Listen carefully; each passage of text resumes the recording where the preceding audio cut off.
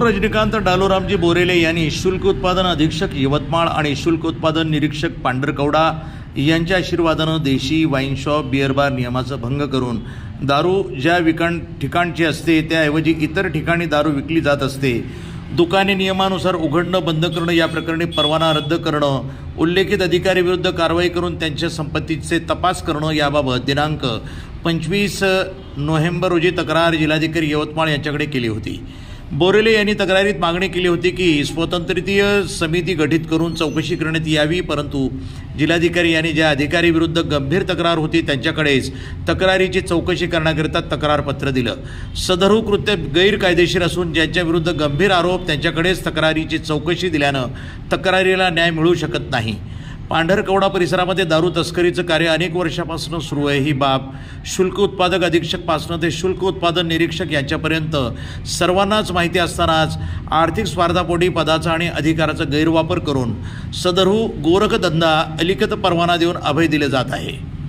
यामुळे दिनांक 1 जानेवारी 2025 रोजी पहाटे 2 वाजता मौजा सोनबडीजवळ ITIच्या बाजूला देशी दारू वाहतूक करत असताना खाजगी मारुती ओमणी 4 चाकी वाहनाचा अपघात घडला। यामध्ये राम मुत्तेलवार राहणार पांढरकवडा यांचा मृत्यू झाला।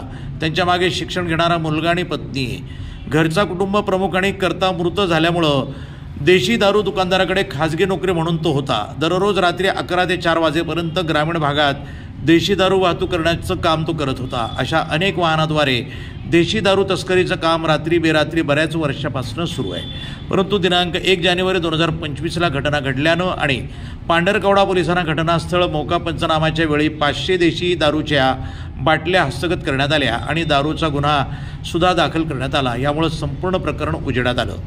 सदरू देशी दारू वाहतूक ज्या खाजगी वाहनात केली जात होती ते वाहन माल वाहतूक करणारं नसल्यानं सदरू मारुती ओमणी खाजगी वाहन कोणाच्या नावानं नोंद आहे आणि देशी दारू तस्करी करत असताना अपघाताच्या ठिकाणी वाहनात सापडल्या त्या बाटलीत कोणत्या कंपनीचं आहे, त्याचे बॅच नंबर काय, किंवा दारू विना शुल्क टीपीची अथवा बनावटी विषारी दारू गाळप केलेली होती किंवा कशा प्रकारची होती, तसंच ती दारू कोणत्या फॅक्टरीमधनं कोणत्या देशी दारू परवानाधारक दुकानदारानं किंवा ठोक देशी दारू खरेदीदार यानं खरेदी केली, त्याबाबत संपूर्ण तपास गुन्हे अन्वेषण भरारी पथक नागपूर किंवा पुणे विभाग यांच्यामार्फत करून दोषी व्यक्तीविरुद्ध गुन्हा दाखल करून अटक करणं आणि आता पावे तो किती हजारो देशी दारू पेटीची तस्करी केली आहे त्याची कारवाई करून परवाना रद्द करावं आणि आज पावे तो बुडवलेली उत्पादन शुल्काची आर्थिक वसुली अधिक दंडासह वसूल करून राज्य शासनाच्या कोषागारात जमा करण्याची कारवाई करणं अत्यंत आवश्यक आहे। देशी दारू वाहतूक करणारे राम मुत्तेलवार अनेक वर्षापासून 10 ते 15 हजार रुपये महिना वेतनानं दारू व्यावसायिक यांच्याकडे खाजगी नोकरी करत होता।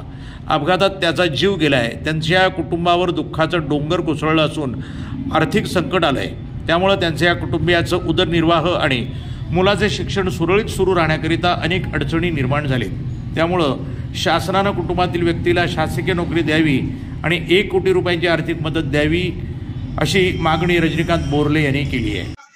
आजपर्यंत किती दारू विकली आहे, ती दारू कोणाला विकली आहे, सेल किती झाला, खरेदी किती केली आणि ज्यांना विकली ते परवानाधारक होते का दारू पिणारे? कारण दारू पिणाऱ्या लोकांनाच तुम्हाला दारू विकता येते। सकाळपासून तुमचे 6 वाजतापासून देशी दारूची दुकान उघडते ते बेकायदेशीर आहे। त्याचा नियम आहे 8:30 नंतर उघडा। वाईन शॉपचा नियम आहे की 10 वाजता तुम्ही उघडा। बिअर बारचा नियम आहे की तुम्ही सकाळी 11 वाजता उघडा। हे सगळे कायदेशीर प्रकार हे अधिकाराच्या पदाधिकाऱ्याचा दुरुपयोग करून शुल्क उत्पादन अधीक्षक आणि निरीक्षक शुल्क उत्पादन कार्यालय पांढरकवडा यांच्या आशीर्वादाने अलिखित परवाना देऊन आर्थिक रक्कम घेऊन हप्तेखोरीपणा करून हे लोक म्हणजे अशा प्रकारचे गैरकायदेशीर कार्य करत आहे। हे सगळं बंद झालं पाहिजे। जिल्हाधिकारीकडे आम्ही तक्रार केली होती, त्यांनी अशा प्रकारे म्हणजे ते तक्रारीचा विल्हेवाट लावला आहे की ज्यांच्या विरोधात गंभीर तक्रार आहे त्यांच्याकडे त्यांनी चौकशी करिता तक्रार पाठवली। त्यामुळे आता हा सगळं जे प्रकरण आहे ते ओमनी कोणाची होती त्यांच्यावर कारवाई करा, तर ती कोणाच्या नावावर होती, त्या वाहनाच्या नोंदी कोणावर आहे, ती कोणाच्या मालकीची होती। त्यामुळे मोटर अधिनियम कायद्यातील तरतुदीप्रमाणे सुद्धा त्यांच्यावर कारवाई होते आणि ती खाजगी गाडी असल्या कारणाने त्याच्यात दारू पुरवठा केला जात होता। नेहमीच हे जे दारू पुरवठा आहे रात्री 12 ते 4 वाजेपर्यंत अनेक त्या परिसरातल्या अनेक गाड्यांमध्ये अनेक चालक हे अशा प्रकारचे दारू नेण्याचे कामं करतात आणि ग्रामीण गावांमध्ये ते दारूची वाटप करतात. हजारो बॉक्से आजपर्यंत, जे पेट्या ज्याला म्हणते, एका पेटीमध्ये 48 शिशांक असतात, 90 ml. तर हे 90 ml जे 48 एक बॉक्स असतो, रोजच्या 160, 150, 155 पेट्यांची ही पुरवठा ग्रामीण मध्ये केला जातो आणि बेकायदेशीर आहे. त्याच्यात पिणारे जे आहे त्यांना न देता, त्यांच्याकडे लायसन्स नाही पिण्याचं, आणि काही तर जे पोरं आहे ते 14 ते 15 वर्षाचे मुलं सुद्धा दारू पेत्यांना आढळलेले आहे.